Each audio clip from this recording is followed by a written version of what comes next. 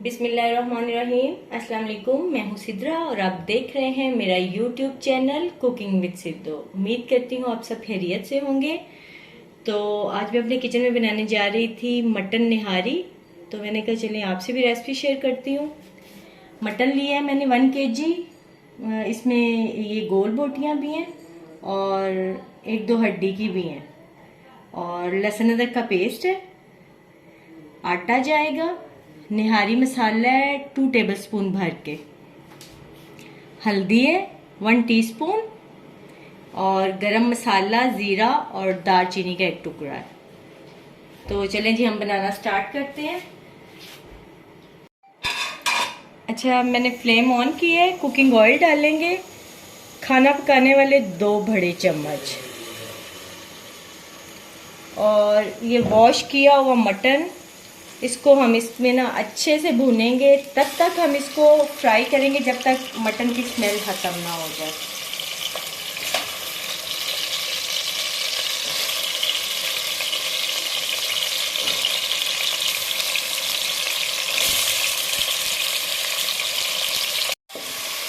अच्छा, इसी टाइम पे हम ये लहसुन अदरक का पेस्ट 2 बड़े खाने के चम्मच मैंने लिए हैं, ये ऐड करेंगे। और गरम मसाला पिसा हुआ, ज़ीरा, दालचीनी का 1 टुकड़ा है, हल्दी है और निहारी मसाला। इसी टाइम पे ये मसाले भी हम ऐड कर देंगे और हम इसकी अच्छे से भुनाई करेंगे। तब तक भूनेंगे जब तक अच्छे की खुशबू ना आने लग जाए। ये देखिए कितना अच्छे से गोश्त भुन गया है। तकरीबन मुझे 5-7 मिनट हो गए हैं गोश्त को भूनते हुए। अच्छा, इसमें प्याज और टमाटर बिल्कुल नहीं जाते। अच्छा, भुनाई बहुत अच्छे से हो गई है। अब इस टाइम पे हम इसमें पानी ऐड करेंगे। ये 2 बाउल में पानी के ऐड करूंगी ताकि ना गोश्त बहुत अच्छे से गल जाए।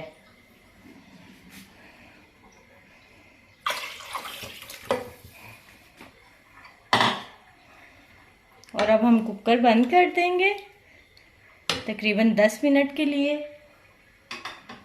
और आंच को फुल कर देंगे। अच्छा, भुनाई बहुत अच्छे से हो गई है। अब इस टाइम पे हम इसमें पानी ऐड करेंगे। ये 2 बाउल में पानी के ऐड करूंगी ताकि ना गोश्त बहुत अच्छे से गल जाए।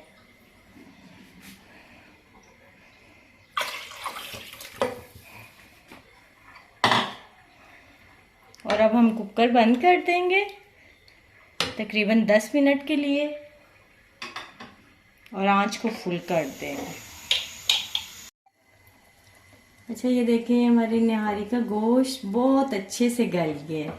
यूँ देखें, दबाने से बिल्कुल बोटी नरम हो गई है। तो अभी इस टाइम पे हम, ये मैंने आटा लिया है। अच्छा, ये मैंने 1/2 कप पानी लिया है और 3 चम्मच मैंने आटे के लिए हैं। आप कॉर्नफ्लोर भी डाल सकते हैं और मैदा भी डाल सकते हैं। तो मैंने ये आटा लिया है। अब इसको हम इसमें अच्छे से मिक्स करेंगे।